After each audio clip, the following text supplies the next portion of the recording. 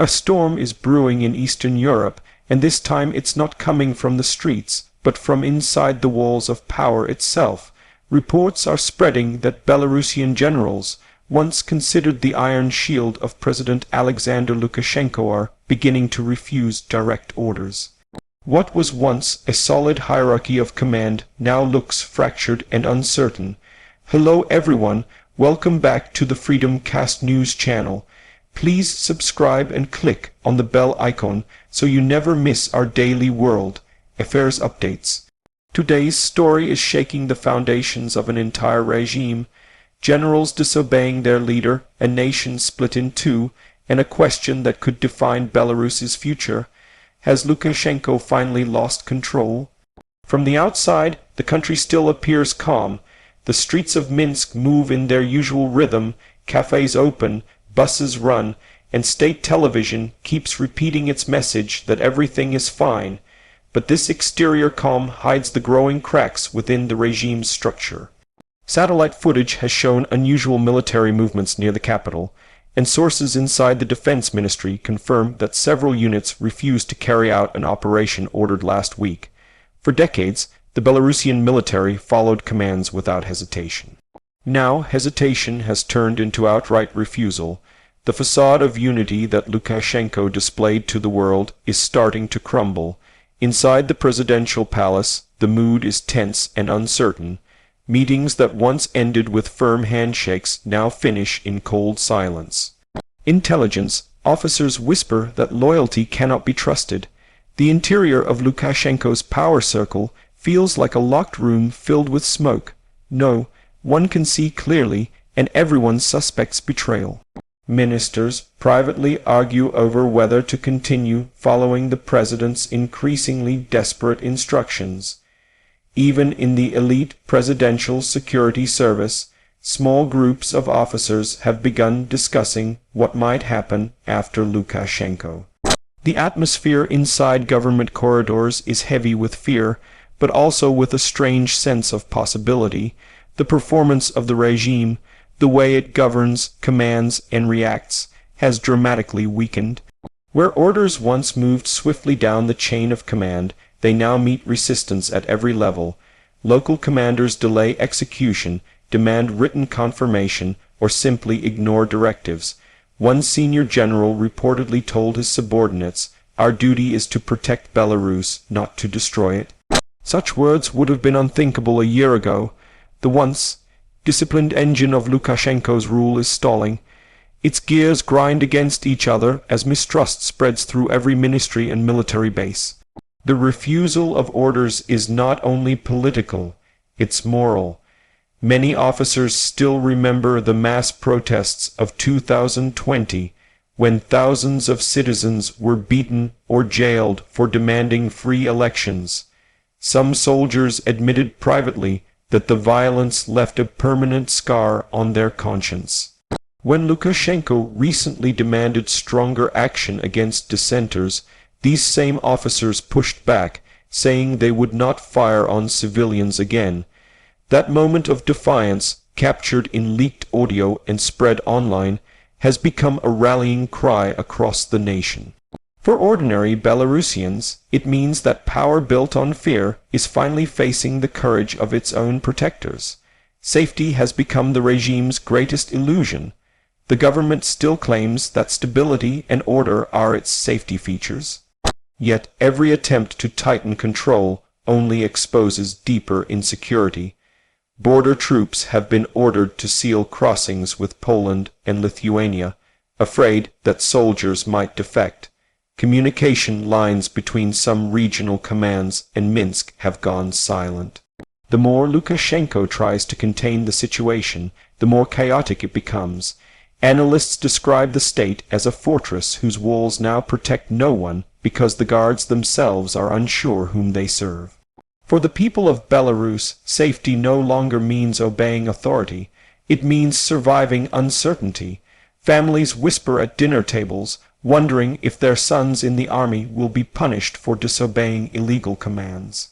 Shopkeepers discuss politics in coded language, using jokes to mask fear. Yet behind that fear there is resilience.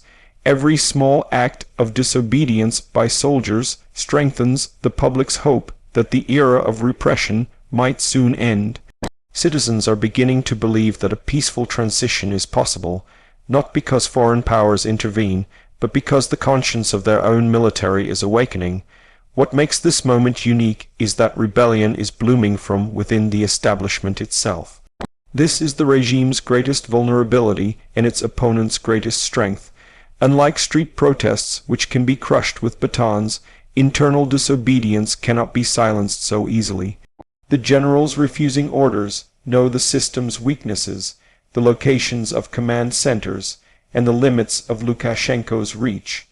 Their defiance carries the weight of experience and legitimacy when those tasked with enforcing dictatorship say no. It signals that even the loyal believe the system has lost its moral compass. Russia, Belarus's powerful ally, is watching all this with growing concern. The Kremlin depends on Minsk as a buffer against NATO and as a partner in regional operations. But Moscow also understands that supporting a collapsing regime can backfire.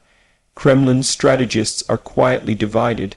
Some urge stronger backing for Lukashenko, while others suggest preparing for a post-Lukashenko era. Russian media downplays the crisis, calling it temporary friction, yet intelligence leaks hint that Moscow has dispatched advisors to monitor Belarusian army loyalty firsthand. The fear in Moscow is simple. If Belarusian generals can defy their ruler, Russian officers might one day do the same. The price of this internal split is already staggering. Economically, Belarus is bleeding. Sanctions from the European Union have frozen key exports. Inflation is rising, and international investors are fleeing. Factories that depend on state contracts are slowing production, and ordinary citizens face shortages of imported goods. The government blames the West, but everyone knows the real cause lies at home: instability and mistrust. Lukashenko's attempts to buy loyalty with bonuses and promotions no longer work when his treasury is empty and his promises ring hollow. There is also a personal price for those inside the system who choose conscience over obedience. Several officers have already been arrested or quietly dismissed for insubordination, yet each arrest only deepens anger among their colleagues. Some compare the situation to the final days of other fallen regimes, where repression of loyal insiders accelerated the collapse instead of preventing it. Every punished general becomes a symbol of resistance and a reminder that fear is losing its grip. Performance across government ministries mirrors the military breakdown. Bureaucrats delay projects, civil servants leak information, and propaganda officials struggle to maintain a coherent narrative. State television continues to show Lukashenko smiling at tractor factories, but the audience has stopped believing. Social media clips of soldiers shaking hands with protesters spread faster than censors can delete them. The government's ability to perform its central role, convincing the public that it remains in control, has vanished. What remains is the hollow ritual of power without its substance. At street level, life goes on, in strange contrast to the turmoil above. People buy bread, go to work, celebrate birthdays, but conversations are different now. Taxi drivers talk about generals like folk heroes. University students create memes mocking government speeches. Underground musicians sing about courage and truth. The social fabric is changing quietly beneath the surface of fear. When soldiers refuse orders, it gives society permission to imagine a future without dictatorship, and imagination can be more powerful than any weapon. Internationally, the crisis has redrawn alliances. Poland and Lithuania have offered support to Belarusian defectors and promised safe passage for families at risk. The European Union debates whether to impose new sanctions or open negotiations with moderate figures inside the Belarusian system. The United States urges restraint, calling for dialogue instead of escalation. For the first time in years, the world sees an opportunity for peaceful change in a region long frozen by autocracy. Yet everyone knows that one wrong move could ignite violence if competing military factions clash. In this drama, the true unique selling point of the Belarusian resistance is its humanity. These generals are not shouting slogans or seeking personal power. Many simply refuse to harm their own citizens.